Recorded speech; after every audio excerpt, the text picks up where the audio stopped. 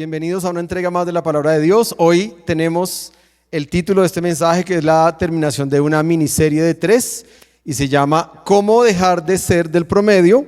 El secreto de Esdras. ¿Ok? Y lo primero que quiero que piense es ¿a quién le gusta estar por debajo del promedio? ¿O a quién le gusta estar en el promedio? ¿O a quiénes nos gusta estar por encima del promedio? La explicación lógica humana es que a todos los seres humanos nos gusta estar por encima del promedio. Piensa en cualquier promedio, ¿no? Vamos a decir, todos los hombres son perros, dice por ahí la cultura, ¿no?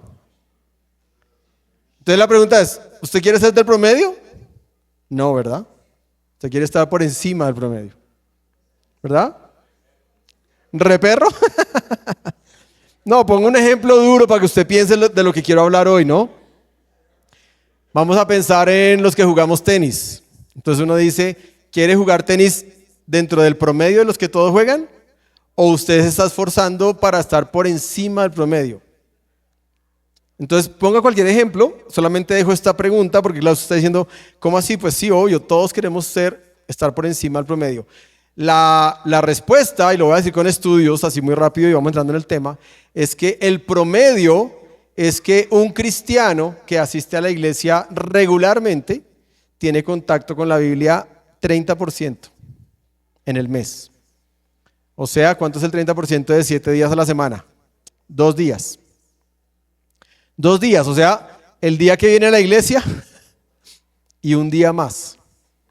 Ese es el estudio que se hizo como en el 2020, 2021, casi durante la pandemia o saliendo de la pandemia, salió ese estudio hecho por las Sociedades Bíblicas Americanas y ese es el promedio.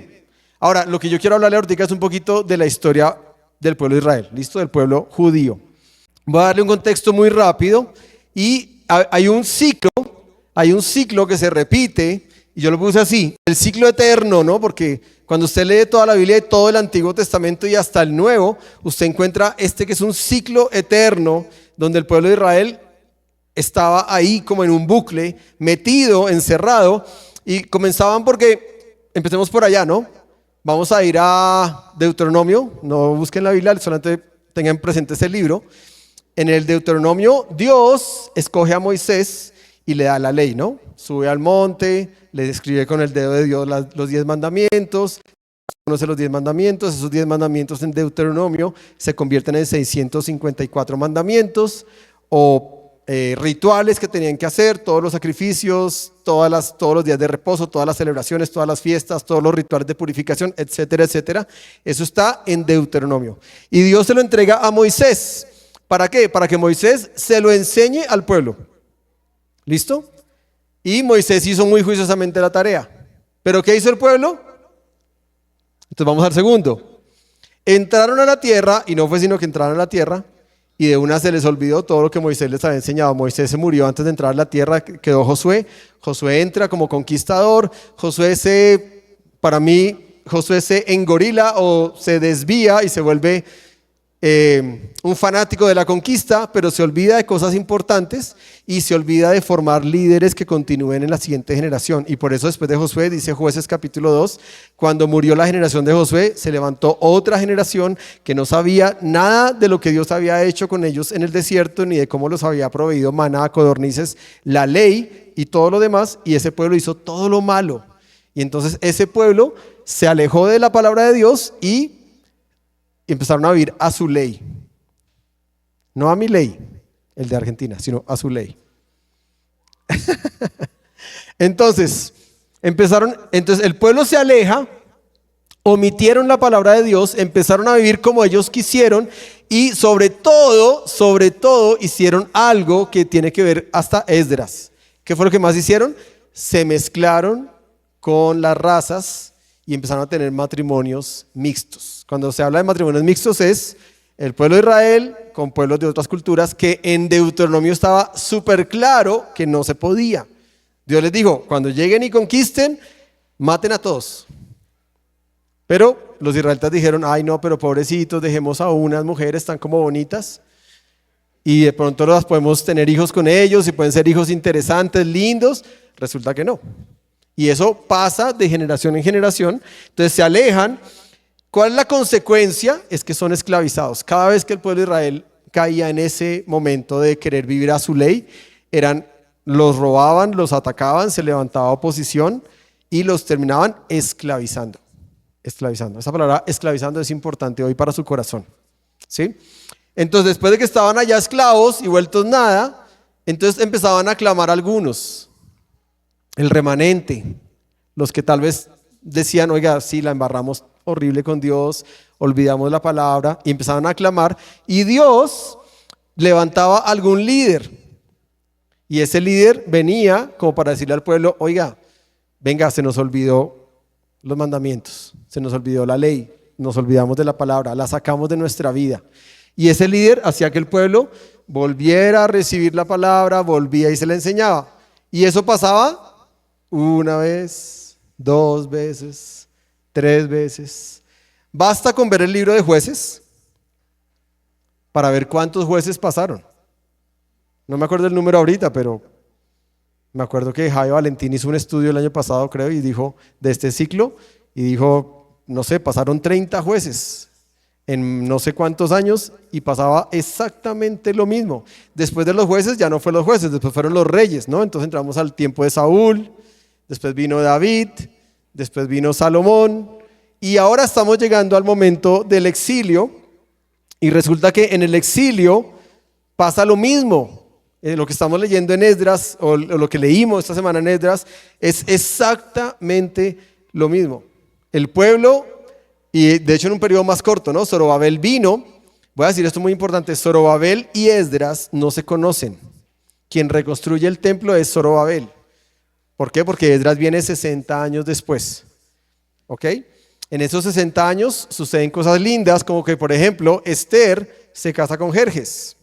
¿Quién era Jerjes? El papá de Artajerjes. ¿Quién era Artajerjes? El que le dio el permiso a Esdras y le dio todos los materiales y le dio toda la protección para mandarlo a que fuera a Jerusalén con la gente que él se fue, con los levitas y sacerdotes. Entonces, de este ciclo, lo único que yo quiero que usted piense es en su propia vida. En su propia vida. Y muchas veces uno comienza su vida con Dios, recibe la palabra, se enamora de Dios, pero ahí lo que yo quiero hoy es hacer como un campanazo de decir, la única forma de romper este ciclo es la respuesta a la prédica de hoy. ¿Cómo hizo Esdras? ¿No? Por eso digo, Esdras fue de los que en este ciclo fue el que no vivió ese ciclo.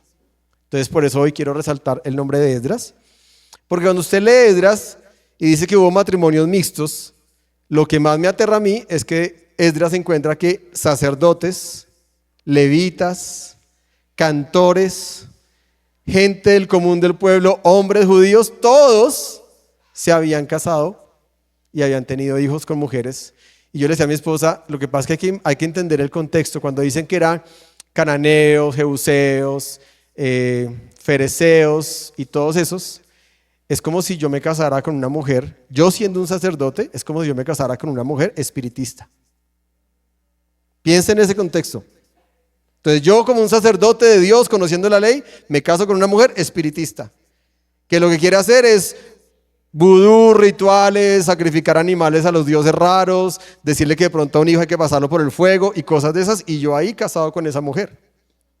Eso fue lo que Esdras dijo, pero qué brutos, y por eso es que Esdras se rasga las vestiduras y dura todo un día llorando amargamente con una cantidad de gente que dice, olvidamos la palabra de Dios. Busque conmigo Nehemías 13, porque lo quiero llevar al final de la historia de este pedacito. 13:23, Nehemías 13:23 hasta el 31. Y solamente voy a decirle esto, acuérdese, Zorobabel vino, reconstruyó el templo, a los 60 años vino Esdras y a los 13 años vino Nehemías.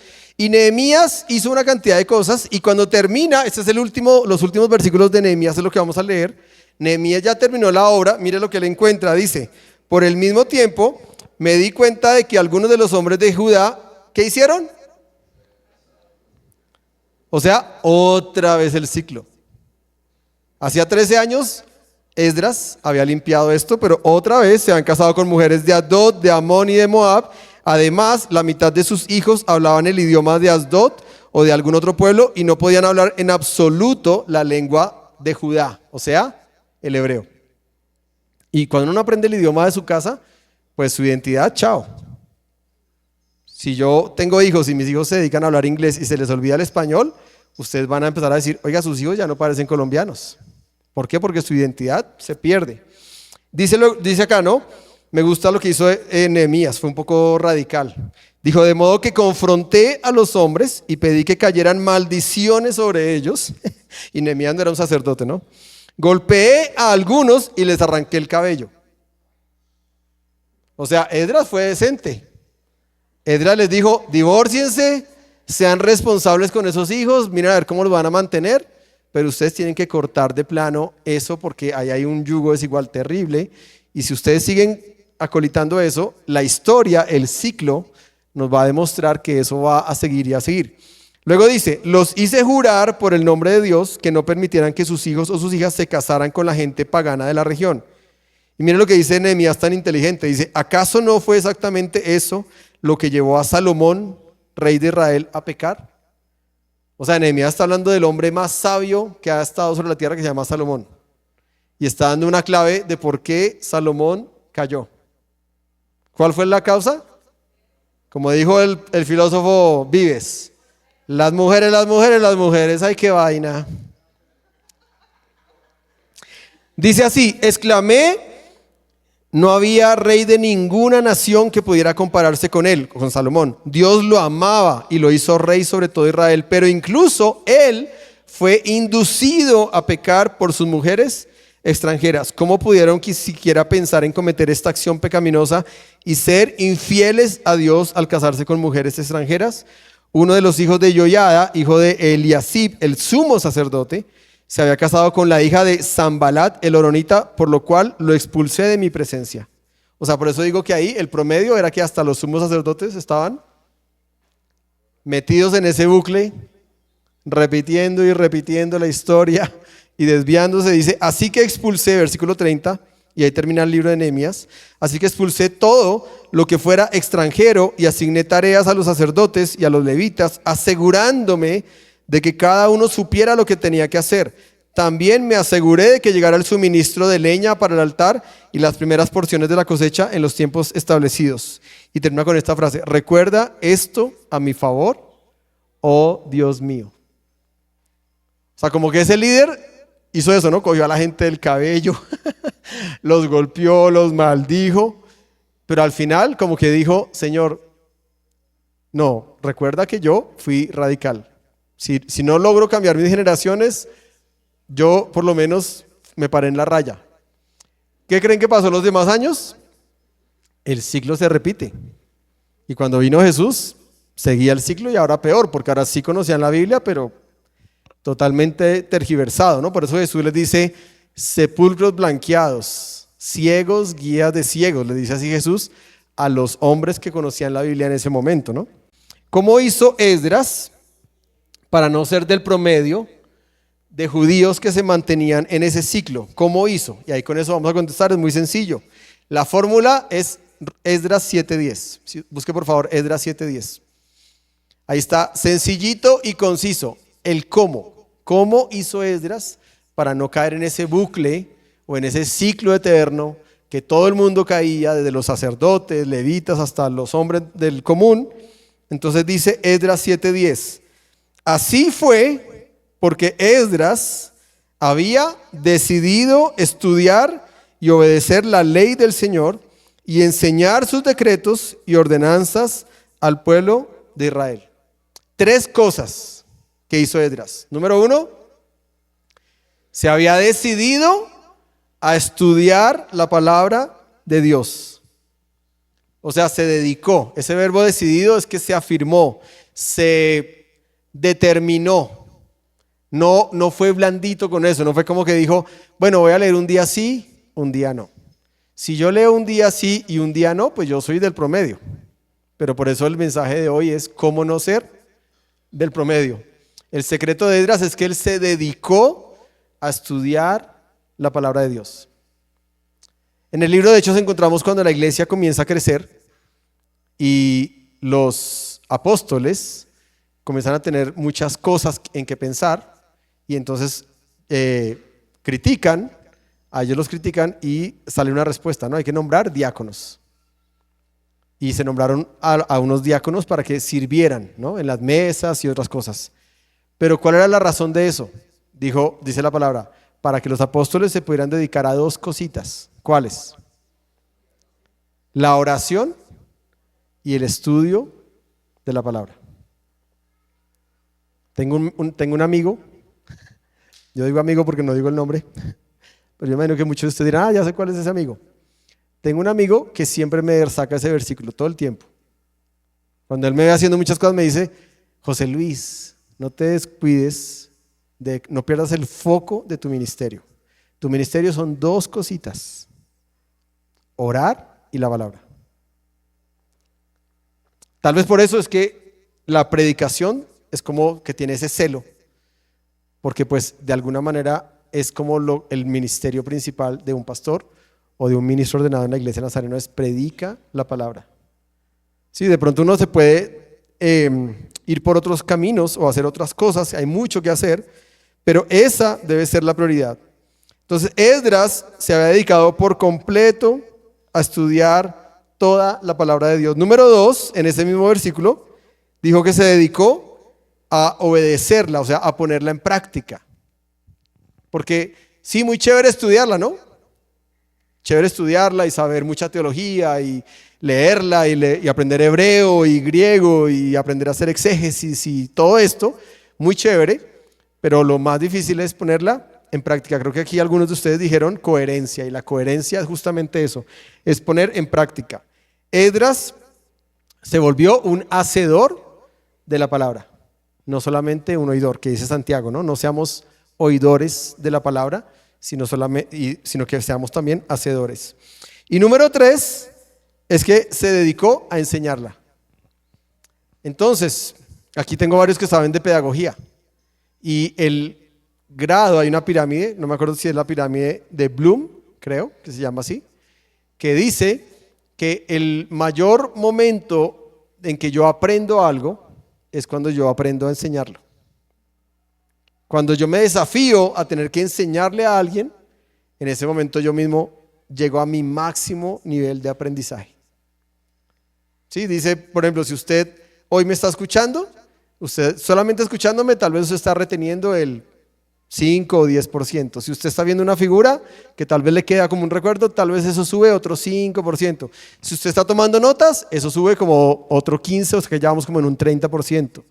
Porque uno escribe y hace un proceso, entonces el cerebro retiene lo que uno escribe.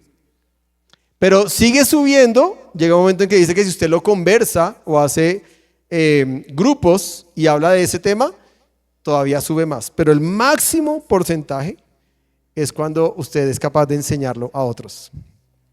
Es cuando usted es capaz de enseñarlo a otros. Así es que Esdras se dedicó a 3 cosas. Resumen, número 1, se dedicó a estudiar la Biblia. Número 2, se dedicó a obedecer la Biblia. Y número 3, se dedicó a enseñar la Biblia. Usted podría decir, bueno, pero pastor, yo no soy un maestro, ¿a quién le enseño yo la Biblia? Entonces yo le voy a decir, bueno, si usted es un papá, usted ya es un maestro. Si usted es un abuelo o una abuela, usted ya es un maestro. Mis hijos, esta semana estuvimos de escapada 24 horas con mi esposa, como se los escribí en el chat, fui coherente con eso y le dije a mi esposa, nos vamos a escapar el miércoles, dejemos todo listo y nos vamos. Y sí, nos fuimos a tener un tiempo de oración y ayuno.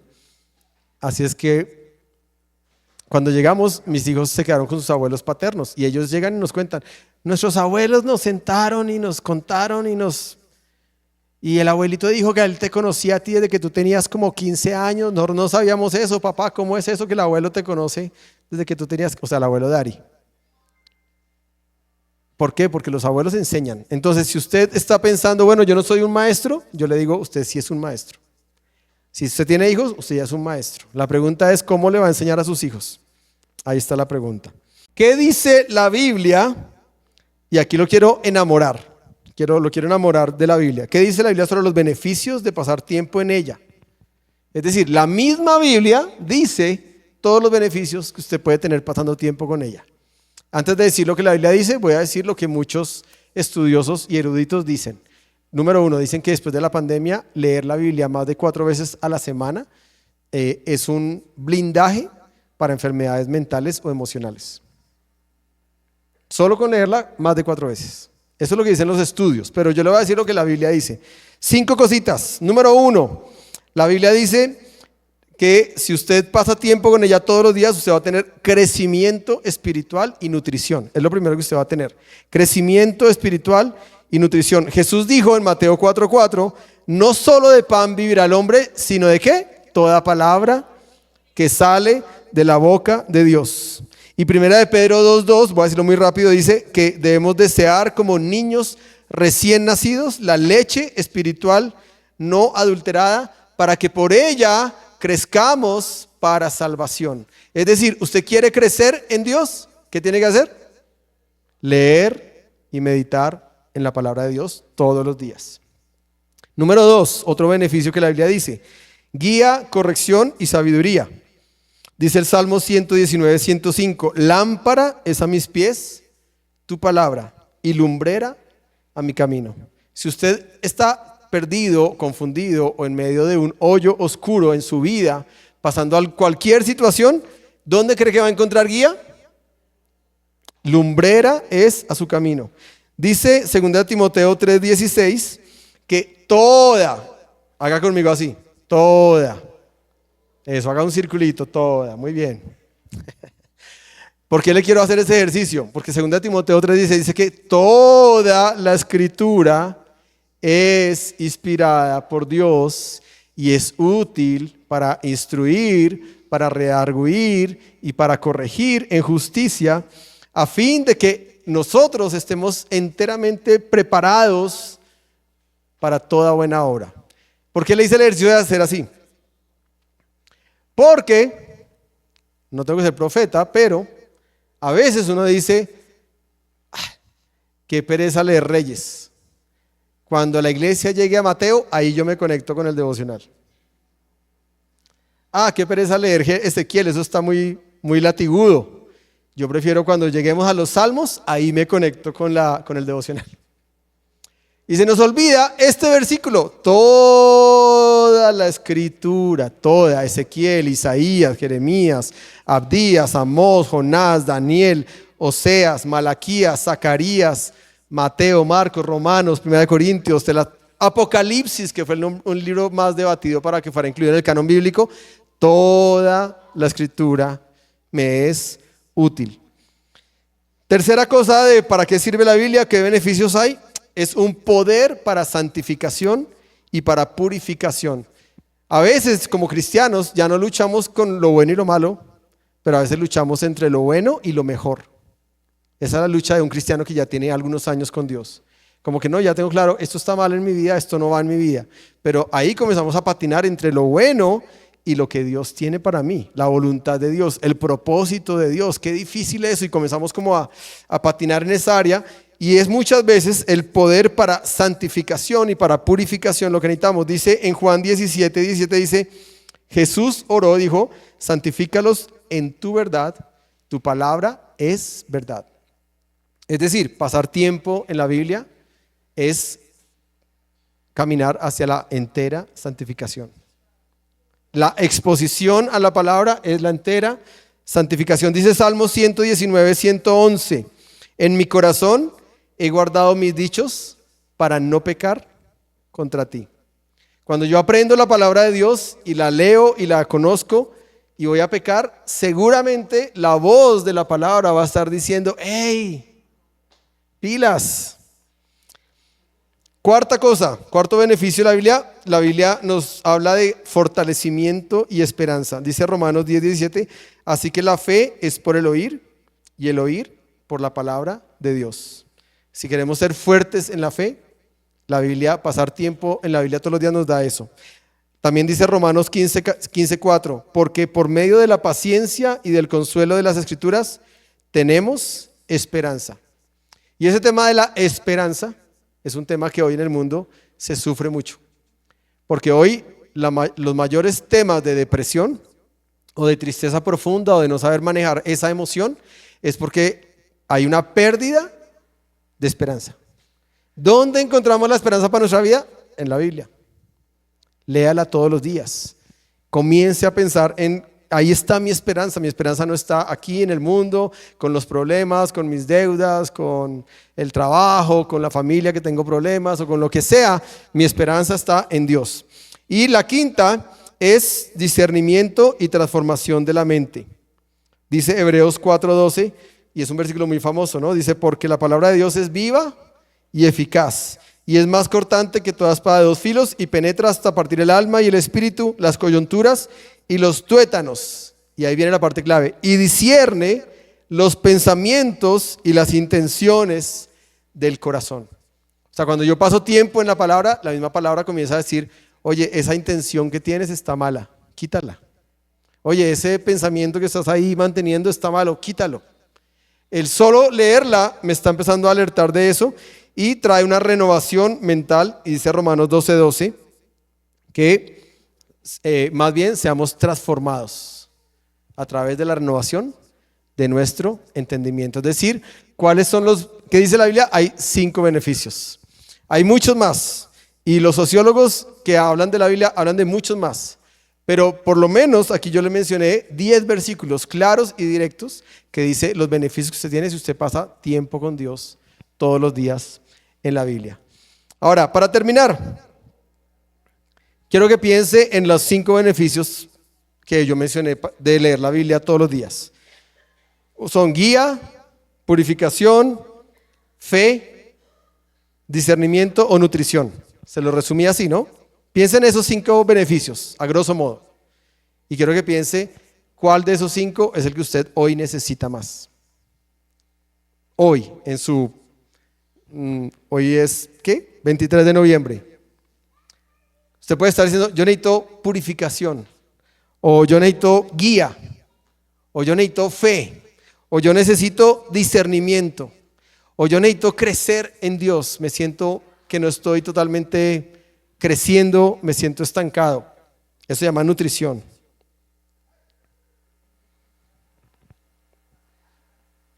Y cuando usted piensa en eso, entonces yo lo que quiero es invitarlo a que usted hoy, de una manera comprometida con Dios, no con la congregación, usted pueda decir, Señor, yo necesito mejorar. El secreto de Esdras, vuelvo y lo digo, fueron 3 cositas: leer la palabra, estudiarla, ponerla en práctica y enseñarla. Tal vez lo más difícil es enseñarla, pero leerla, estudiarla y ponerla en práctica es algo que está totalmente en su círculo individual. Cada uno toma esa decisión. Quiero invitarlo a que cierre sus ojos por un instante y quiero que pensemos en ese bucle que yo le mostré. Y si usted tal vez hoy está en medio de ese bucle por alguna situación, o tal vez usted siente que se ha alejado de la palabra de Dios, o que la ha archivado, o que ha perdido el ritmo, o que tal vez ha perdido el hábito, o la pasión, o el deseo, cualquier cosa, en este momento yo quiero orar por usted. Señor, yo te pido que como iglesia nos hagas una iglesia por encima del promedio en cuanto a la lectura de la palabra y la puesta en práctica de la palabra. Señor, que como iglesia podamos ser hombres y mujeres que conocemos tu palabra y que vivimos al nivel de tu palabra. Que tu palabra no sea simplemente un libro o una aplicación digital que leemos para encontrar alivio, sino que sea nuestro manual de vida. Que sea el libro que todos los días consultamos para recibir de ti lo que quieres de nosotros. Señor, perdónanos si por momentos nos hemos alejado de esa pasión, si por momentos nos hemos distraído en otras cosas y tal vez hemos perdido ese punto de enfoque en tu palabra. Perdónanos si hemos puesto en prioridad otras cosas que nos han distraído, tal vez actividades o problemas o mucho trabajo, Señor, exceso de trabajo o deudas o enfermedad o distracciones, Señor, o problemas. Señor, yo te pido que hoy nos invites tú, Espíritu Santo. Pon hoy en nuestro corazón el anhelo de priorizar ese tiempo de priorizar ese tiempo con la palabra todos los días, Señor. Allí encontramos todo lo que necesitamos para el día a día. Encontramos tu amor, encontramos tu dirección, encontramos el alimento como el pan diario que sale cada mañana para nuestra vida, para nuestro ser espiritual. Allí encontramos respuestas cuando tenemos dudas o inquietudes. Allí encontramos esa voz del pastor de pastores que nos calma y que nos tranquiliza. Allí encontramos esa voz del amigo Espíritu Santo, que tomas esa palabra y la conviertes vida en nuestras vidas. ¿Por qué no buscar ese tiempo todos los días en tu palabra, Señor? Yo te pido, Señor amado, ayúdanos a redireccionar lo que tal vez se ha salido de rumbo, si tal vez lo hemos perdido por alguna circunstancia. Señor, vuélvenos a enamorar.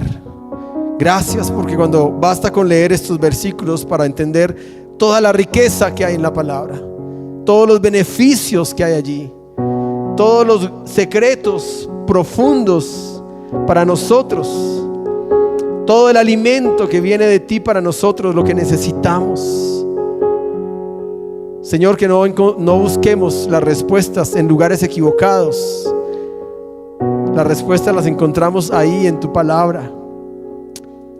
Señor, síguenos enamorando más y más. Apasionanos más y más. Danos la disciplina, pero una disciplina con deseo, con ánimo, con aliento, con deleite. Una disciplina donde nos disfrutamos ese tiempo de abrir el libro sagrado y permitir que ese libro sagrado nos exponga a ti y poder escucharte a ti, Señor. Yo hoy oro, Señor amado, por cada persona que tal vez en este momento se siente lejos de tu palabra, se siente seco sin tu palabra, que tal vez está abrumado por muchas cosas en su vida personal. Y yo te pido, Espíritu Santo, trae aliento, trae pasión sobre cada corazón. Que como iglesia nunca perdamos el norte de enseñar tu palabra a las nuevas generaciones. Que nunca perdamos el norte de mantenernos nosotros todos los días en tu palabra. Por favor, que ese sea un eje central en nosotros como iglesia, Señor. Te pedimos que nos ayudes a terminar este año pensando en lo que realmente es importante mantener en nuestras vidas.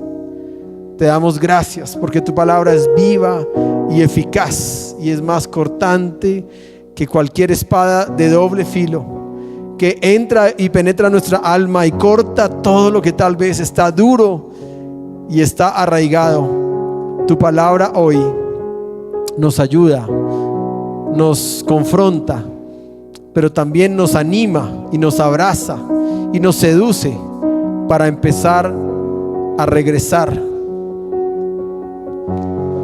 Te damos gracias, amado Dios, y te pedimos que podamos poner en práctica siempre que abrimos tu palabra en nuestras vidas. Ayúdanos a enseñarle a otros, a enseñarle a nuestros hijos, a enseñarle a la gente con la que caminamos, a las personas que acompañamos espiritualmente. Ayúdanos a enseñarles tu palabra a todos aquellos que tal vez tenemos cerca. Te pedimos eso, amado Dios, y te damos gracias en el nombre del Padre, del Hijo y del Espíritu Santo. Amén. Amén. Dios los bendiga. Vamos a salir. Puedes saludar.